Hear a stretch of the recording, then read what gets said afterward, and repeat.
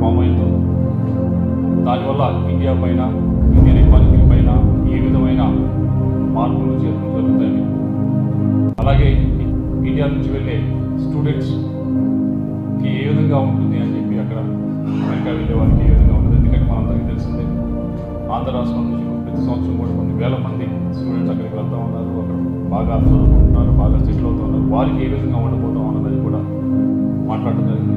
వీటన్నిటితో పాటుగా ఎకానమీ పరంగా ఏ విధంగా మార్పులు చేర్పులు జరగబోతూ ఉన్నాయి, ఇండియా భారతదేశం మనం ఏ విధంగా ప్రముఖ పాత్ర పోషించబోతూ ఉన్నాం, దాంట్లో ఆంధ్రప్రదేశ్ ఏ విధంగా మనం దాన్ని ఏ విధంగా ఉపయోగం చేసుకోవాలి అనే ఉద్దేశం అనే అంశం పైన ఈరోజు జయశంకర్ గారితో మాట్లాడడం జరిగింది.